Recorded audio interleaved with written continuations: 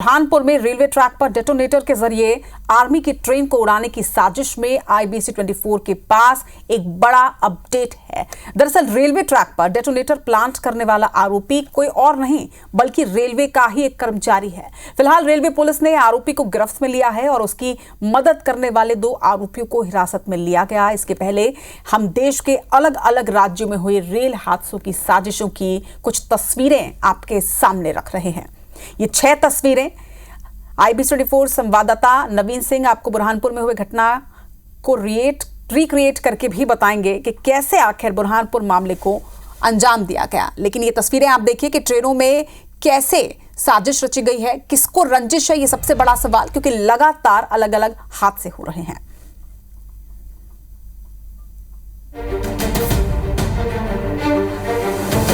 बुरहानपुर में railway track पर detonator के जरिए आर्मी की स्पेशल ट्रेन को उड़ाने की साजिश में IBC-24 के पास बड़ा अपडेट है। दरअसल इस पूरे मामले में आरोपी कोई और नहीं, खुद रेलवे का कर्मचारी है। फिलहाल आरोपी की गिरफ्तारी हो गई है और साथ में 2 और लोगों को पुलिस ने हिरासत में लिया है। पूरे मामले की जांच NIA और ATS कर रही है।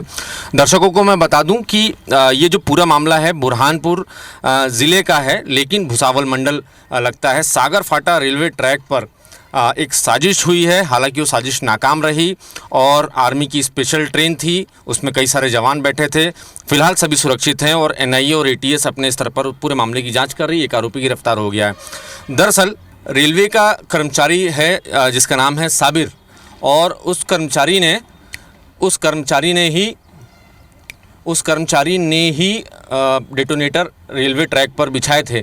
और चूँकि जो जांच में और उसके पूछताछ, उसके बयान में जो बताया गया है, उस साबिर ने अपने पूरी पूछताछ के दौरान ATS को, NIA को और MP पुलिस को ये बताया है कि उसके अधिकारी ने उसकी ड्यूटी लगा दी थी, जिसके बाद वो गुस्से में था और उसने उस घटना के ठीक पहले शराब पी और शराब के नशे में नाराज़ होकर वो मौके पर गया और उसने रेलवे के वो डेटोनेटर ट्रैक पर लगाए जिस डेटोनेटर के ज़रिए ठंडियों में अमूमन जब फॉग बहुत ज़्यादा होता है, कोहरे को हटाने के लिए, पायलट को इशारा देने के लिए उस डेटोनेटर का इस्तेमाल किया जाता है।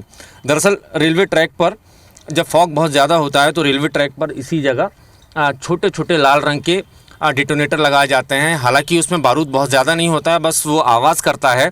और जब ट्रेन का इंजन उसके ऊपर से निकलता है तो उसकी आवाज़ से पायलट को यह अंदाज़ा हो जाता है कि यहाँ से 600 मीटर दूरी पर रेलवे स्टेशन है। चूँकि उसको सिग्नल नज़र नहीं आता, लिहाजा ऐसे डेटोनेटर का इस्तेमाल किया जाता है ताकि वो अगले स्टेशन पे पहुँच सके। और लगभग 600 मीटर पहले इस तरीके के डेटोनेटर लगाए जाते हैं जिससे उनको पायलट को अंदाज़ा हो जाता है कि अगले 600 मीटर बाद कोई रेलवे स्टेशन है और वहाँ पर उनको उस ट्रेन का स्टॉपेज है।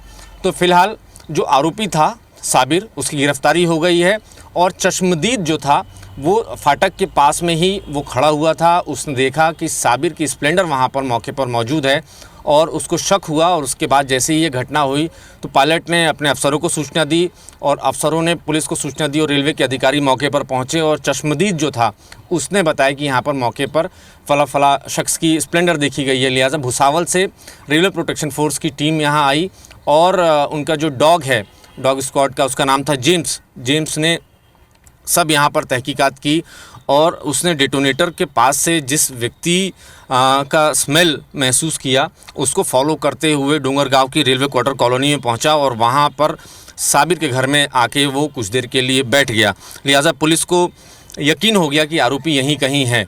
तो जब साबिर से पूछताछ की और RPF और ATS और MP पुलिस ने जब सख्ती से पूछताछ की तो साबिर ने अपना जुर्म कबूल कर लिया। उसने बताया कि वो अपने अफसरों से नाराज़ था क्योंकि 17 तारीख को अफसरों ने उसकी ड्यूटी लगाई थी, दिन भर ड्यूटी उसने की और उसके बाद उसने जब रेस्ट मांगा अपने अफसरों से तो अफसरों ने रेस्ट देने से इनकार कर दिया और 18 तारीख को फिर उसकी उसी जगह पे ड्यूटी लगा दी। लिहाजा इस बात से वो नाराज़ था और उसने पहले से ही डेटोनेटर, लगभग 10 डेटोनेटर रेलवे के किसी कर्मचारी से पहले से ही ले रखे थे और उसने वो ले जाकर वहाँ बिछा दिए। तो जब पुलिस वहाँ पहुँची है, पुलिस ने आसपास ऐसी झाड़ियाँ थी, झाड़ियों में से उसके खोखे बरामद किए। चूँकि जब इंजन वहाँ से क्रॉस हुआ, उसके बाद जब ब्लास्ट हुआ, ब्लास्ट के बाद उसके जो पार्ट्स थे वो झाड़ियों में बिखर गए और पुलिस ने वहाँ से उसको रिकवर किया और रिकवर करने के बाद कुछ लोगों की मौजूदगी में उसका पूरा पंचनामा बनाया गया। तो फिलहाल ये बड़ी एक कॉन्स्पिरेसी के तौर पर एनआईए और एटीएस इसको देख रही है, चूँकि देश में अलग अलग हिस्सों में भी इस तरीके की घटनाएँ हुई हैं, लिहाजा बहुत इसको इन्वेस्टिगेशन एजेंसीज़ बहुत हल्के में नहीं लेना चाहती हैं। उनको ऐसा शक है, ऐसी आशंका है कि कुछ बड़ी प्लानिंग हो सकती थी। तो फिलहाल पूछताछ चल रही है। एक आरोपी गिरफ्तार है और साबिर की मदद करने वाले 2 और लोगों को पुलिस ने एटीएस ने हिरासत में ले रखा है और उनसे लगातार पूछताछ जारी है। कैमरामैन रमेश के साथ नवीन सिंह, IBC 24 भोपाल।